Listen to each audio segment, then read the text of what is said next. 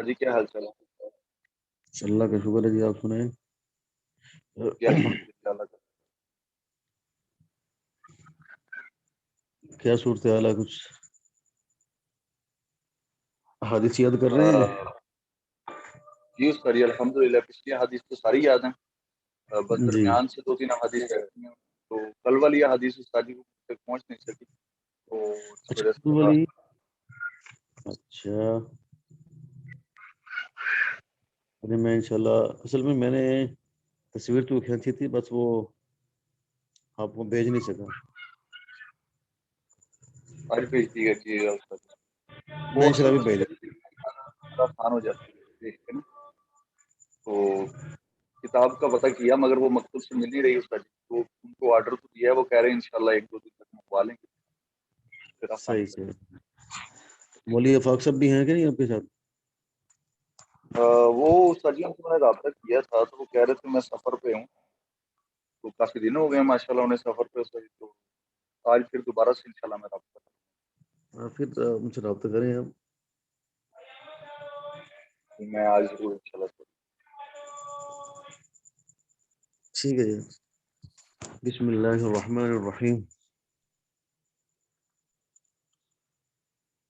عن ابي هريره رضي الله تعالى عنه عن النبي صلى الله عليه وسلم قال: ان احدكم في صلاه ما دامت الصلاه تحبسه والملائكه تقول اللهم اغفر له وارحمه ما لم يقم من صلاته او يحدث۔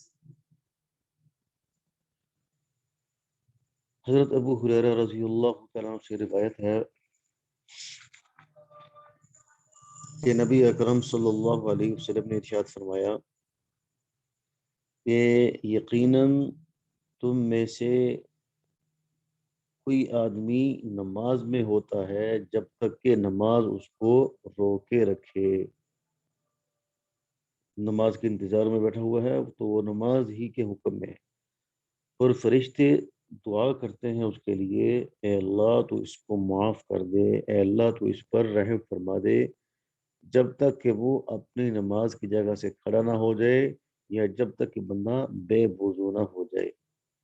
تو گویا کہ دو صورتیں ہیں کہ ایک تو نماز کے انتظار میں رہے اور باوضو رہے، بے وضو ہو جائے گا تو فرشتوں کی دعا ختم ہو جائے گی، اور دوسرا جب اس جگہ سے کھڑا ہو جائے گا تو پھر اس کی فرشتوں کی دعا ختم ہو جائے گی۔ عن ابي هريره رضي الله تعالى عنه قال قال رسول الله صلى الله عليه وسلم: صلاة الرجل في الجماعة تضاعف على صلاته في بيته وفي سوقه 25 ضعفا۔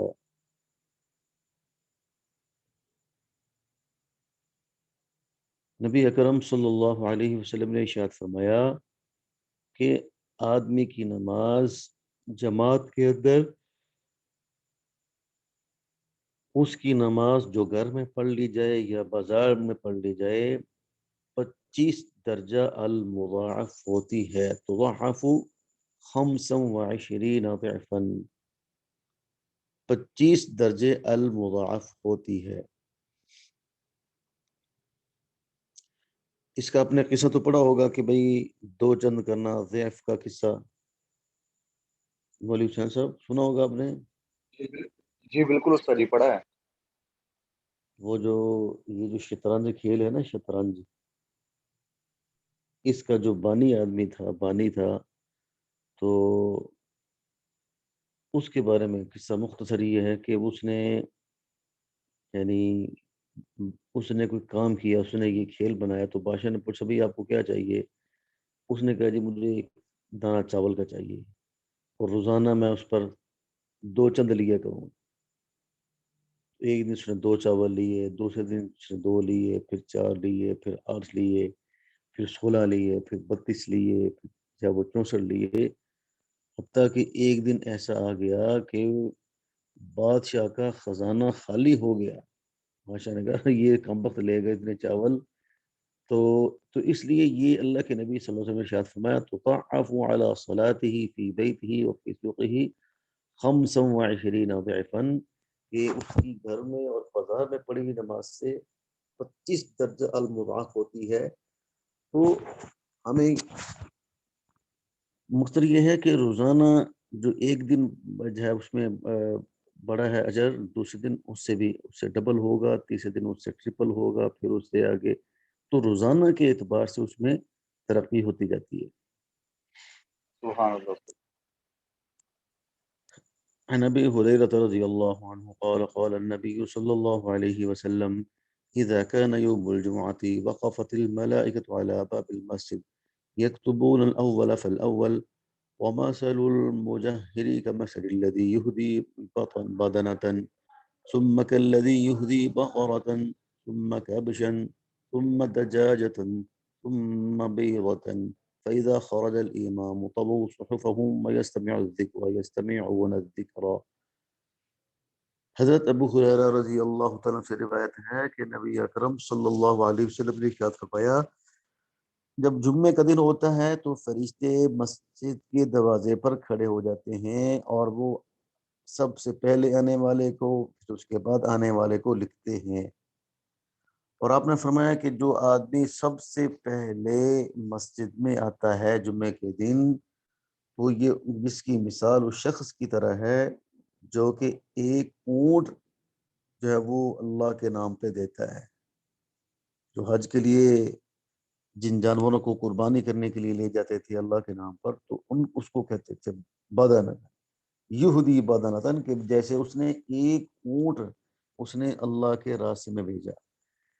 ثم کالذی یہودی بقرتن، اور دوسرا جو شخص اس کے بعد آتا ہے تو اس کی مثال ایسے ہے جیسے کہ اس نے ایک گائے اللہ کے راستے میں بھیجی، اور اس کے بعد جو ہے وہ جیسے اس نے ایک مینڈا یا ایک دمبا اللہ کے نام پر اس نے بھیجا. اور پھر جو ہے چوتھے نمبر پر آئے گا تو اس کی مثال ایسے ہے جیسے اس نے مرغی اللہ کے نام پر دی. اور جو پانچویں نمبر پر آئے گا تو ایسے ہے جیسے کہ اس نے انڈا اللہ کے نام پہ اس نے وقف کیا، اللہ کے نام پر اس نے دیا. پس جب امام نکل آتا ہے تو فرشتے اپنے صحائف اور اپنے رجسٹروں کو لپیٹ لیتے ہیں اور وہ پوری توجہ کے ساتھ خطبے کو سنتے ہیں.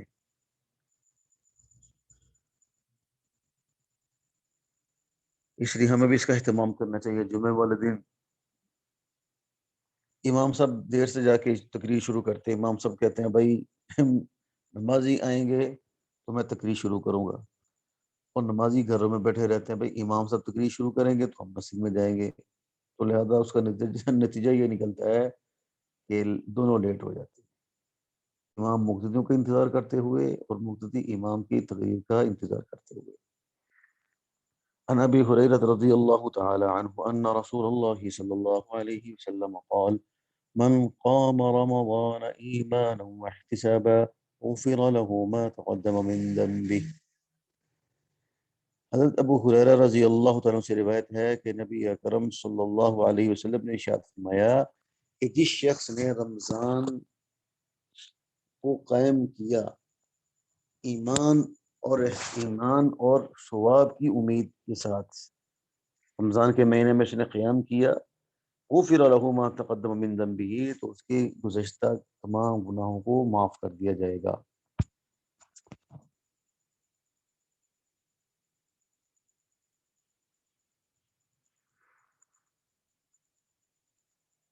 جی مولانا حسین صاحب جی استاد جی. کافی ہیں یہ والی احادیث یا اور بھی پڑھ لیں؟ تو ساری نہیں کافی آسان ہیں استاد جی، احادیث. کیونکہ کل والی بھی رہتی ہیں استاد جی، تو وہ 6 ہو گئی. آپ کو تو یہ ساری زبانیں یاد ہوں گی. یاد تو ہے استاد جی، بس وہ پھر چلیں یعنی ٹھیک ہے، کہ میں نا وہ ویسے ہی کل والی بھی آپ کو بھیج دیتا ہوں اور آج والی بھی نا انشاءاللہ. جی بہت شکریہ استاد جی، اللہ آپ کو جزائے خیر.